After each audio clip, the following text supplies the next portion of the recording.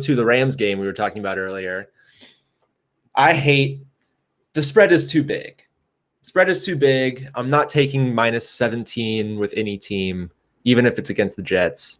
I think I ended up teasing this game down, but I am going to take Cam Akers 75 plus rushing yards after what we saw last week and the week before. I think this is his backfield now.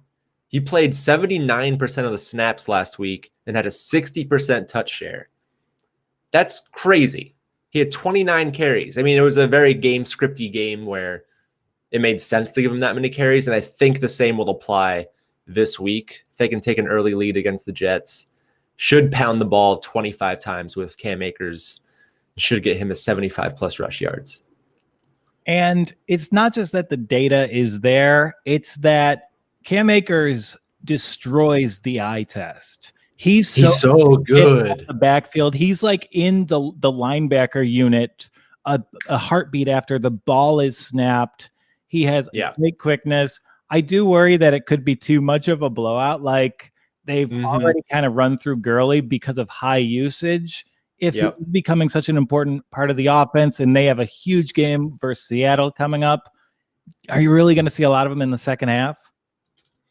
I hope so. I mean, last week we had a pretty easy win, and we saw Cam Akers the whole game, 29 carries. So, but yeah, after a 29 carry game, maybe they limit him a little bit to kind of balance it out. But I still think 75 yards isn't a lot, even if he only gets 15 carries.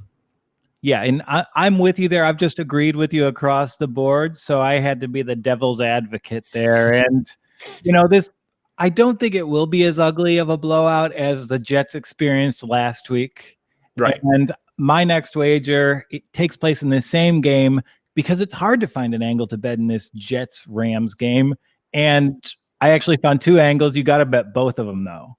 Okay. So these are two bets on the Jets offense.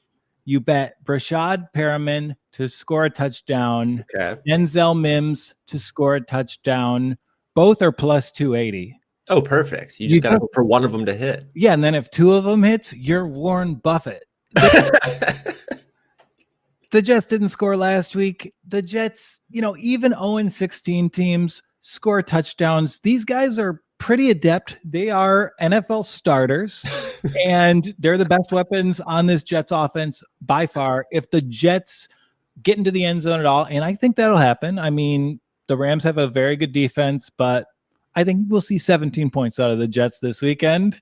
And I think you'll see at least one scored by either Mimms or Perriman. And that's a nice payout. That is a nice payout. We'll see. We'll see. I could see the Jets scoring a rushing touchdown. Yeah, Ty Johnson doing well too. Yeah, what a beast. Our secondary is good. I don't know. Yeah. I like the idea here of like picking the two top receivers. Here's the thing, though. What if it's a Jamison Crowder game?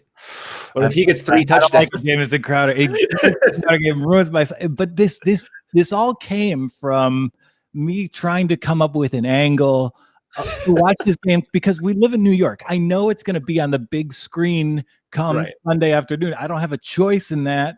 Yeah. So what's the most fun wager I can have on this game? I think it's this one. I think it's going to be a really fun Sunday for it. And that one will be in play the entire game because they'll be throwing garbage time. Will be a ton of passes to Mimms and Perriman. They could break one off. Yeah, Sam Darnold's playing back in Los Angeles. You think that Sunshine Sammy ain't throwing a couple tutties? Come on now.